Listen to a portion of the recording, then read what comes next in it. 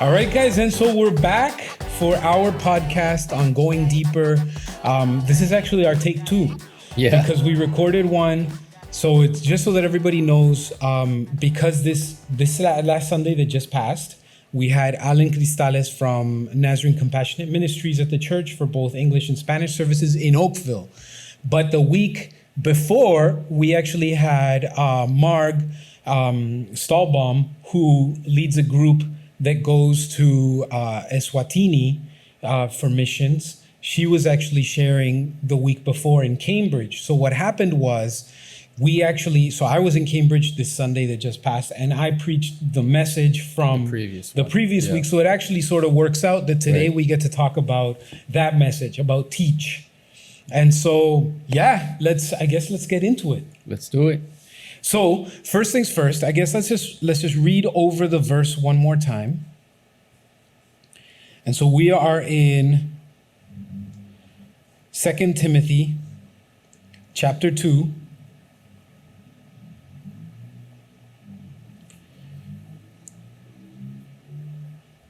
So I usually read in the Lord's version of New King James Version. Right? But I'll read today. You know what? I was reading it in the New Living Translation. And so I'll read it over in the New Living Translation just to see if it has a little bit of a different connotation. And it says this. This is Paul talking to Timothy, right? And he says, Timothy, my dear son, be strong through the grace that God gives you in Christ Jesus. You have heard me teach things that have been confirmed by many reliable witnesses. Now teach these truths to other trustworthy people who will be able to pass them on to others. And so I guess the main idea that we started off with is the fact that first and foremost, we have to remember that Paul was the one who taught Timothy, and he took Timothy on trips, and they went and they traveled the world, and he really took Timothy on like an adoptive son. Now, the Bible doesn't ever mention Timothy's father, right? Right. So our understanding is that they had like a father-son relationship, right? And so he stepped in and took him on all these trips and taught him through life and life experiences. And that's what we're sort of talking about when we're talking about progress, and we're talking about in vivo, the idea of real life experience. And so Paul now is saying, okay, I taught you lots of things, right? And that brings us to the question, how did he learn those things from Paul? Timothy? Mm-hmm. Well, I mean, obviously we spent a lot of time with him, and Paul took him around in his missionary trips, right? Like a mentor. Firsthand experience, firsthand living with Paul and all that. I think that's probably one of the greatest ways of learning, right? And transferring knowledge is that, like shadowing someone. So, yeah, exactly. In real life experiences. And if you think about it, what are the biggest lessons that we learn in our lives? I think that more so than remembering the 3 points of a class that a professor told us, right? What really we grab onto is the real life experience that we learn from somebody else. Like something happened in our lives. Like I know there's a few specific things that I remember very, very vividly in my mind about things that I learned in my spiritual walk that really, really formed me.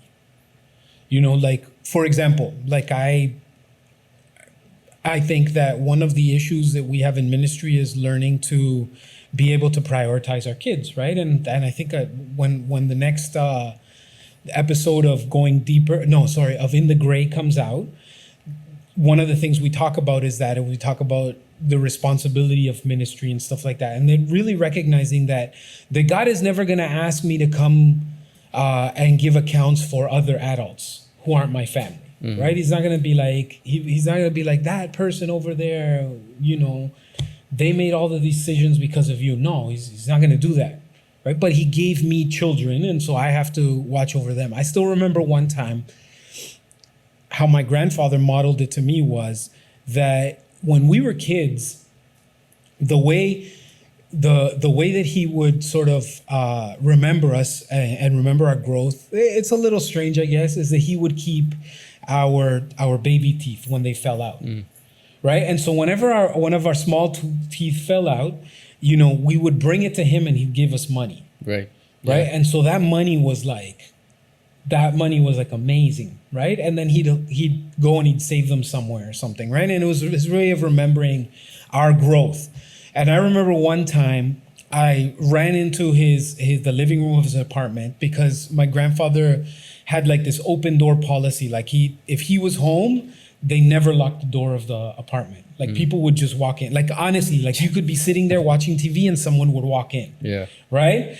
And I remember I just like bolted in and he was there in the living room with this couple and the lady was crying. So I'm guessing, because he was a pastor, I'm guessing he was having some sort of like a session with that couple, right? Probably had some issue. I don't know. Like I'd be making it up if I said right. So I remember I had the tooth in my hand and I was stunned. I didn't know what to do.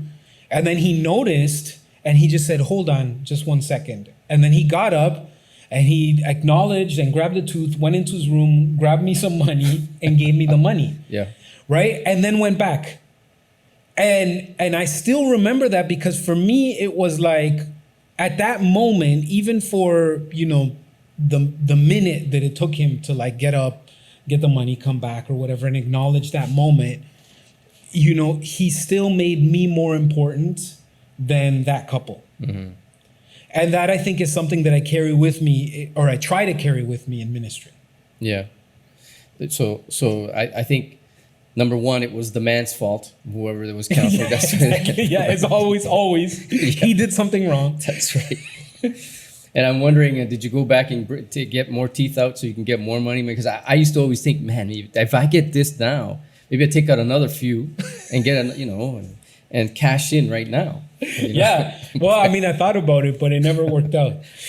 No, that's super cool because, at least in our culture, at least from my experience, and not just in my home, but just even growing up in a Spanish or, at least maybe a little bit more older, culturally minded people, kids were meant to, you stay quiet. You're with the adults. You stay quiet. You wait your turn. You're probably one of the, you're probably the most insignificant in the room when adults are there, right? And that's how so that's the kind of environment I grew up. I think the person who kind of switched that up and actually made, it sounds bad, but it's the truth, who made me think that kids are human beings too, is my wife. Because my wife had a super wonderful ability of just communicating and talking and making kids feel like $1 million. I didn't. So when I got married to my wife, that's one of the first things I think I ever learned from her is see kids as people too.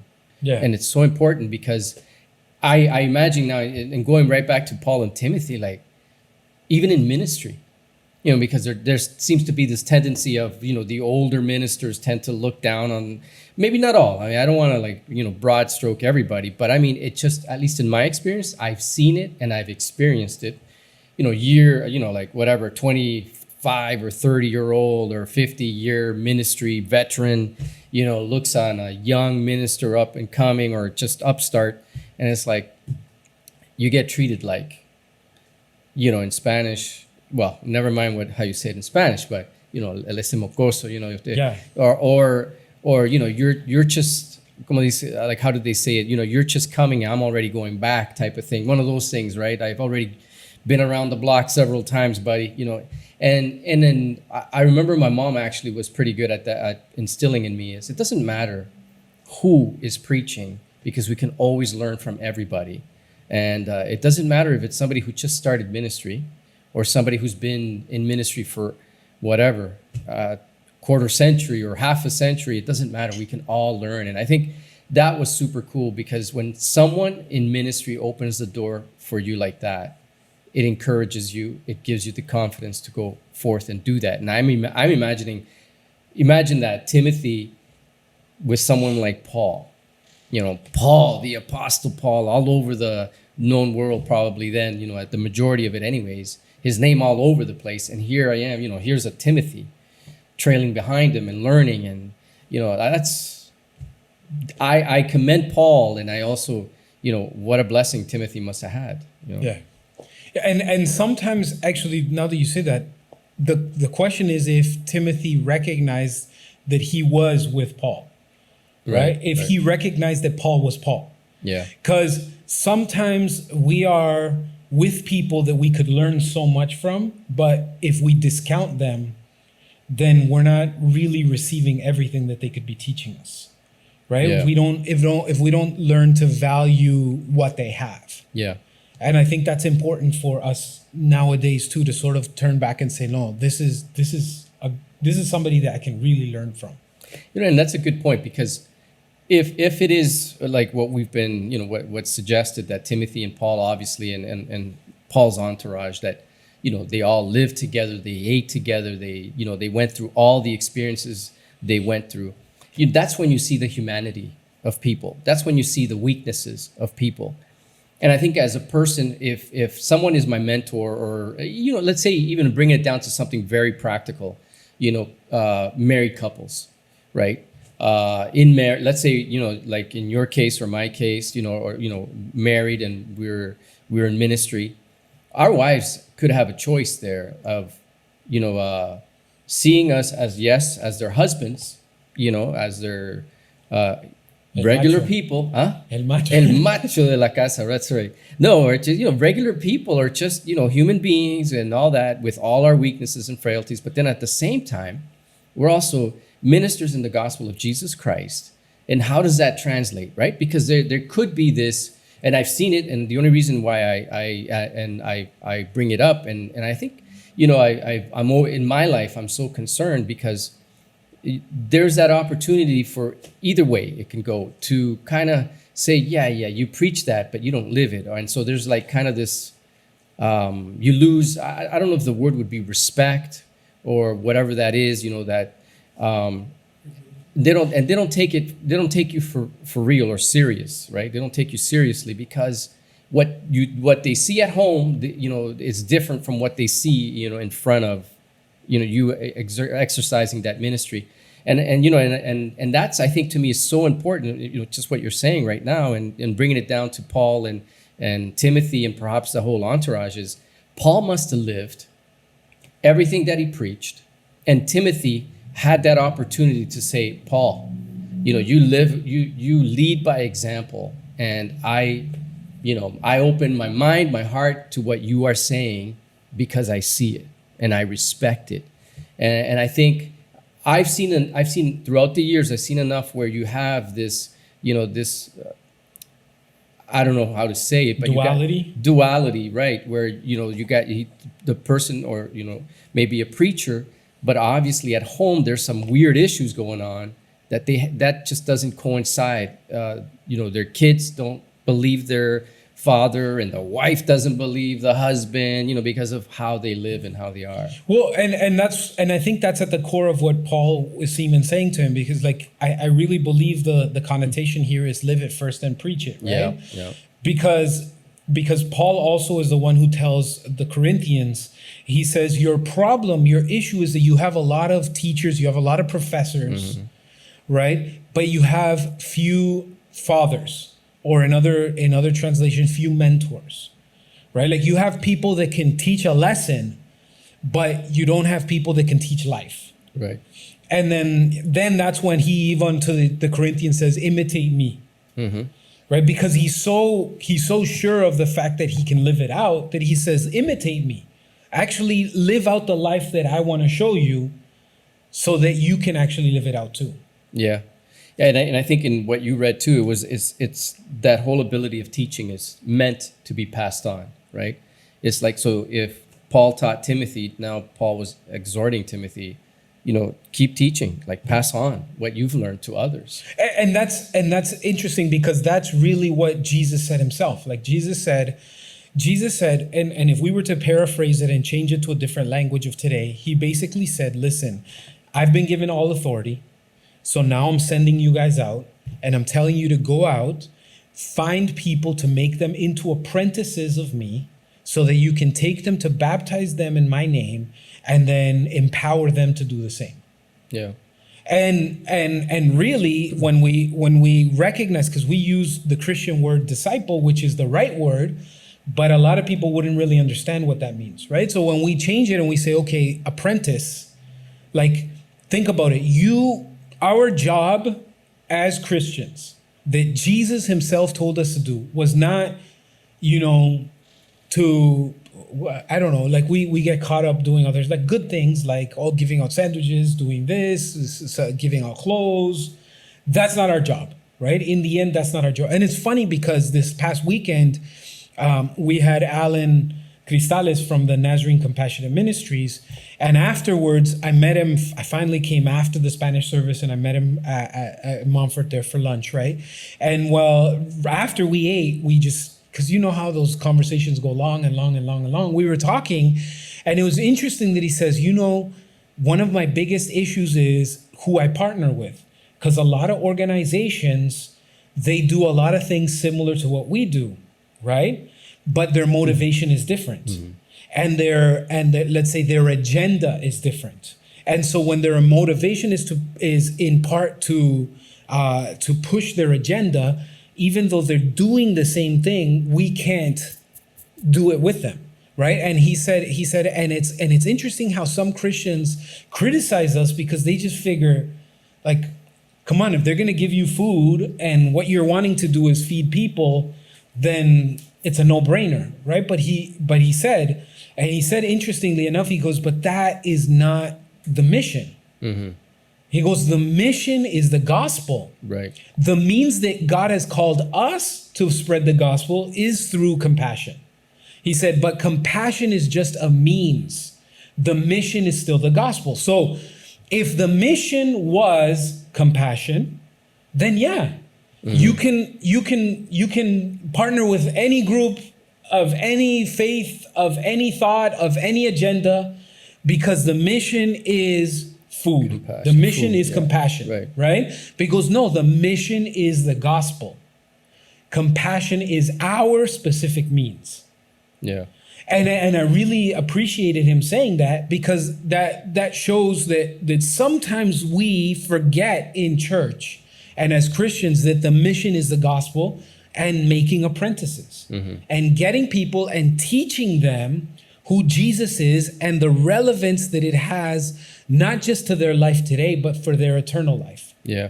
I think I prefer, what you're saying, I prefer the word in today's context, apprentice, over discipleship, because unfortunately, especially in the church world, maybe not in all. I mean, I know sometimes I say the church world and it's such a broad stroke that I'm using right now, but reality is that to put context in the world that I've known, right, through my years, in the church and in Christianity, when you use the word discipleship, I'm going to say, a huge percentage of that is, most of it is someone teaches someone something, but not really lives that life with them or through it. Whereas the word apprentice, I mean, if you want to get into an apprentice, some sort of like for the trades or something, that means someone is going with you, teaching you, and then letting you repeat what he's done, or, okay, watch me do this as I do this wiring here or this plumbing here, and then he lets the apprentice try it. Totally different. So unfortunately, that word discipleship, it's almost like, listen, I'm the teacher, you're the disciple, you sit there, you listen, I will teach you how to do it, and then, we pack up our books and we walk away and you go ahead and do what I just taught you. Yeah, and if you think about it, that would mean that even the use of our terminology, like we say a discipleship class. Yeah, exactly. Then it wouldn't make any sense. Right. How could you have a discipleship class? How could you change discipleship into a class structure? Exactly. It doesn't work, right? Because even with an apprentice, even if you're in a trade, you have your theoretical classes, which are important. So I totally agree with having classes and let's go deep into scripture, whatever, things like that, right? But your class is not your discipleship. Right. It's not the apprenticeship portion of it. It's part of just filling yourself with understanding, which is important, but it's not the discipleship. Exactly. Right. And so to make it, so that's why we have connect groups, but our connect groups aren't discipleship groups. They're groups where you connect to other people to walk together in community, but that gives you the opportunity of discipleship. Yeah. Yeah, it's super important to me. I mean, it's just because it involves much more than just transmitting knowledge. It involves someone seeing at firsthand through your life what that looks like being a follower of Christ, and that just puts a lot. Yeah, it sounds scary, but that's the reality. I mean, and so the beauty of it is that we're looking to Christ, and He's the one who strengthens us. He's the one who gives us the ability to do so. We're not perfect, right? And then that in turn we transmit to others, and so forth and so on. But at the end of it all, it's God working through us and in us to do all these things. But it's a necessity. And that I mean, I think that's a huge criticism for the way church operates in North America nowadays. The modern church operation in North America. I don't mean the last 20 years. I mean the last 100 years. Mm-hmm. The way that we've progressed is towards a model of less and less and less relationship. Right? Because I guess the main point of the message of teaching that we talked about was the fact that our strength does not come from our substance, because we are of Christ, because we have the life of Christ. Mm-hmm. Because greater is He who is in me that's in the world, because no longer do I live, but Christ lives in me, because all old things have passed and all things are made new, because the same Spirit that rose Jesus from the dead lives inside of me. All of those verses that are catch verses that sometimes become cliche, they shouldn't be cliche because they're a reality in our lives. Mm-hmm. That doesn't designate our strength, because that's our substance. What designates our strength is when we recognize that we're a chain, mm-hmm. that we're a body. So really the strength comes in our connection with the chain. Right? How well we're connected to those that we're learning from. How well we're connected to those that are learning from us. How well we're connected in community, right? That's what really makes our strength. And so when we see the process of North American church and the way that people value church, they value church for all the wrong reasons. Right? I'll go to a church service, which is not the church. It's just their expression on a Sunday morning, maybe, if it's Sunday morning or if it's Saturday night or whatever, right? And I show up and I will criticize them based on their tech, the sound, their songs, the musicality, how well the preacher is a communicator, what he said, how he said it, how good their kids program is, how great their seats are, and nowadays, unfortunately, how good their coffee was, right? How good their cookies were, right? Do they have a bakery? I'm here first time. What did they give me? Did they give me a T-shirt? Did they give me a cheap pen? Right? Like, and it's funny because people value those things so much that it's become the conversation even for pastors when they're thinking about how we present ourselves to everybody. Yeah. And it becomes what's more valuable, but all of that is superficial. Because none of that, in any of that, did that include relationship. Right. There was no, who can I connect with to learn from? Yeah. And for me, that's something that I think that we have completely distorted.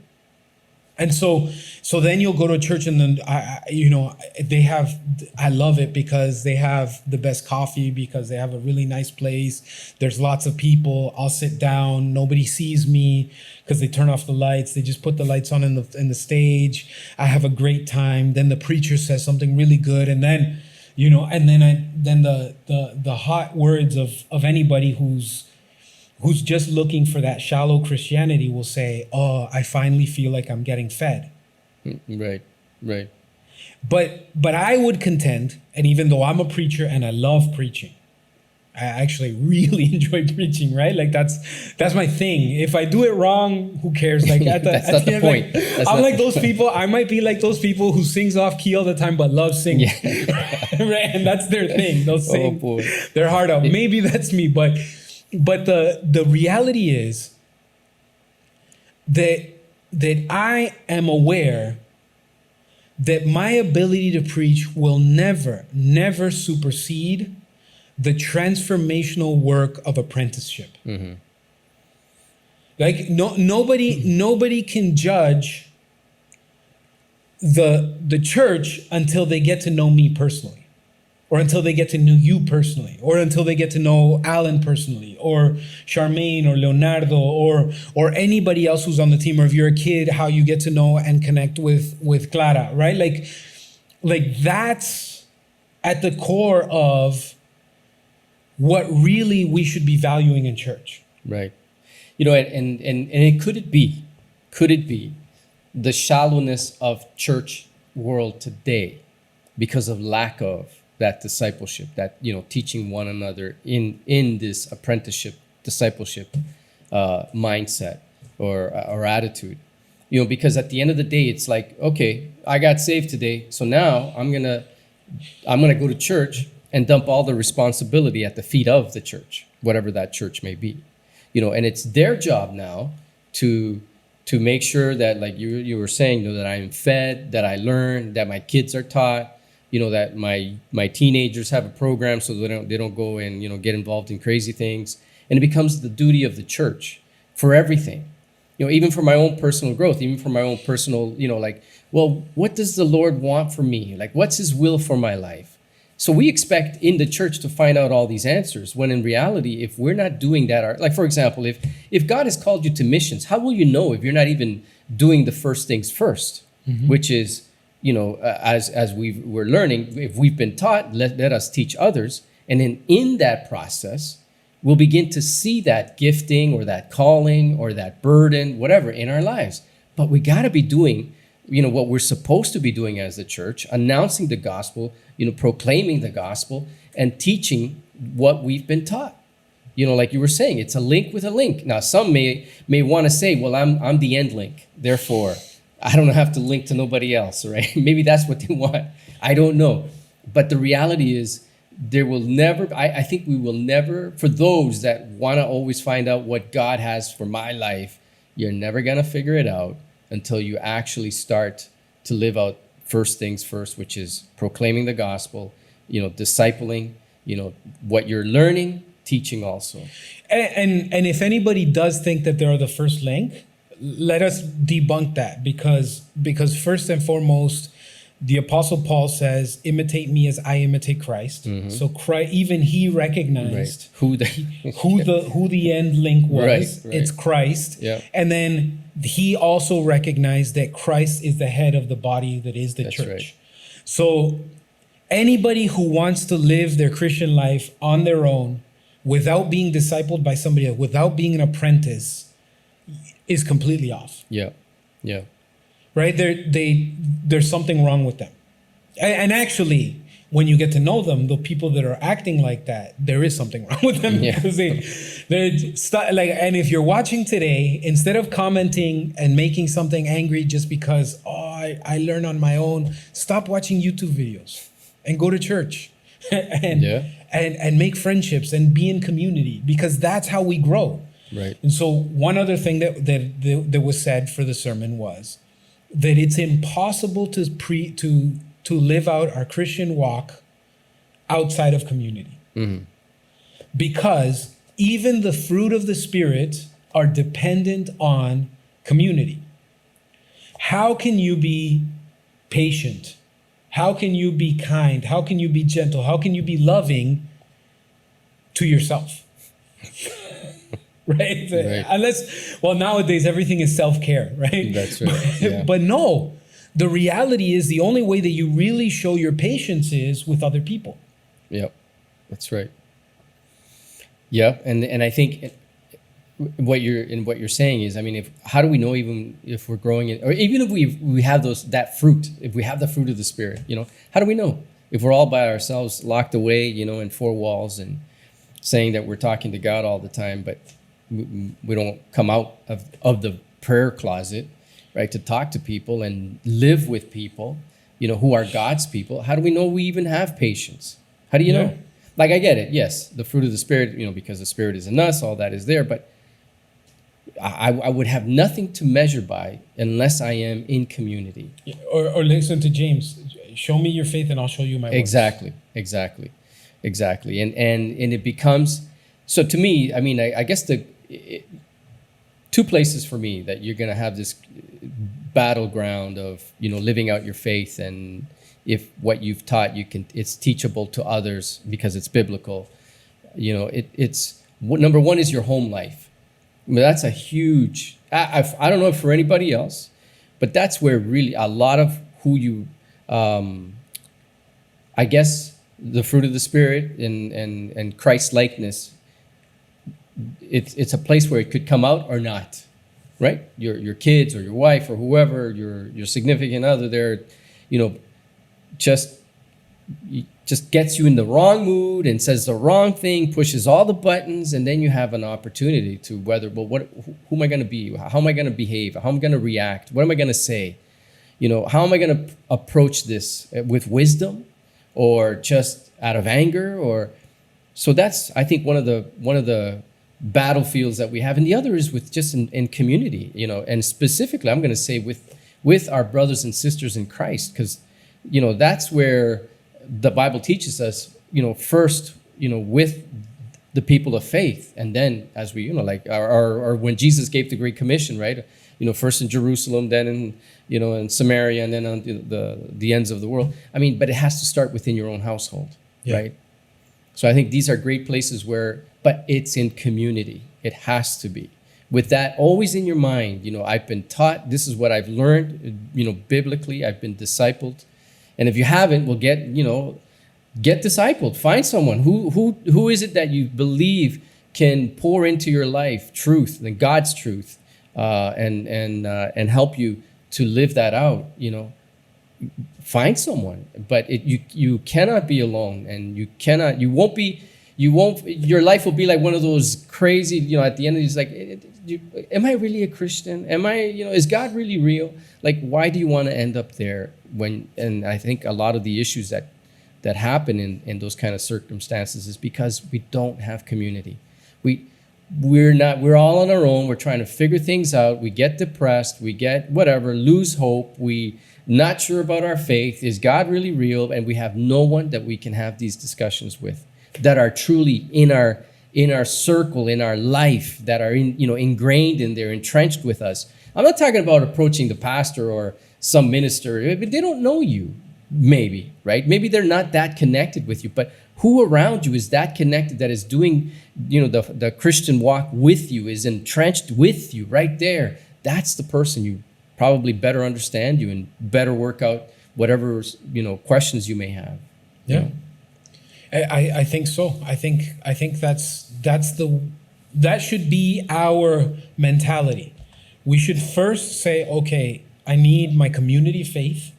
So if you don't have one and you live in Oakville, Milton, Burlington, or Mississauga, come to Generations Church, Sundays at 10 a.m.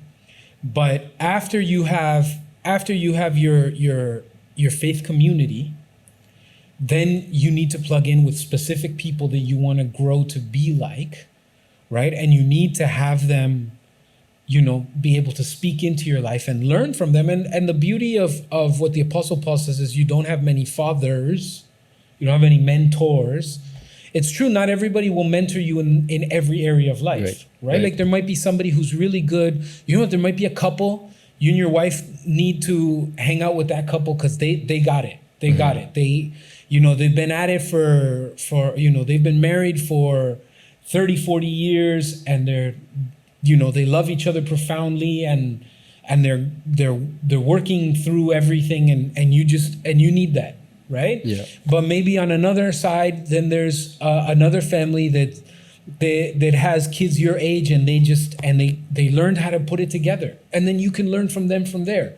Maybe there's somebody, you know what I mean? Like there's different people that we connect to, and we just got to learn from them. And then we got to find people that we can plug into and that we can start giving them. And maybe that person, listen, like I saw a young couple, and you know what? They're just going to have a baby, and they're just going to start out. We just had, our kids are a little bit older, but I remember that stage. Yeah. I remember how, I remember, natural things. Like I remember having my first daughter and then going through postpartum depression, like stuff like that. Like like being able to just step in with them and say, hey, listen, like we lived it. Right. Right. Come learn from us. Yeah. Come over, have a coffee. Look at the way we live. Let's connect. Let's talk. Yeah. And that you just, I think, made it so practical. Like that is right down to the practicality of what discipleship looks like. As simple as that. It doesn't have to be, hey, let me invite you to a prayer meeting. I'm doing my. It doesn't have to be like that. It could, but I mean, I'm saying bring it down to the practicality. You've walked through that stage in life, and you've walked through it in your faith.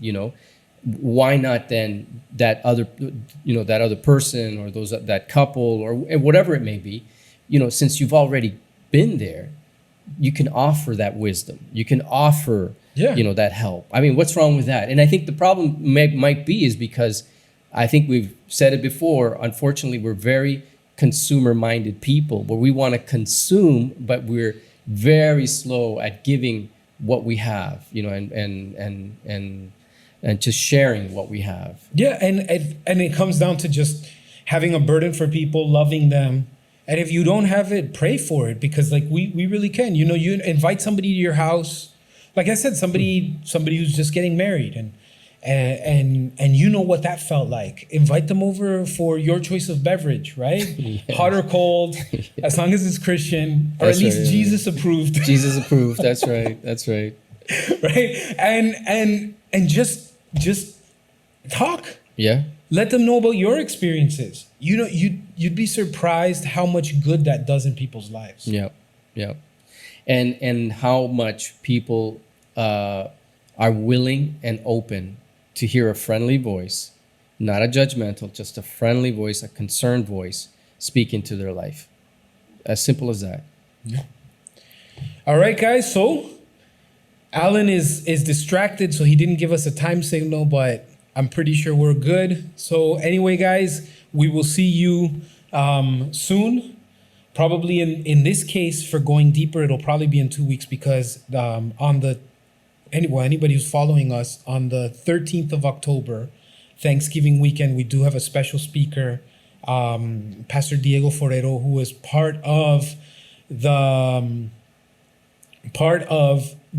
Cali Church of the Nazarene, Casa de Oración, that grew to over 10,000 people. And he's going to be giving a seminar on the Saturday, so he's going to be here with us on Sunday. So it's going to be a fantastic service. But because of that, we'd wait till the next in the series to go from there. Right. All right, guys. God bless you guys, and we're out.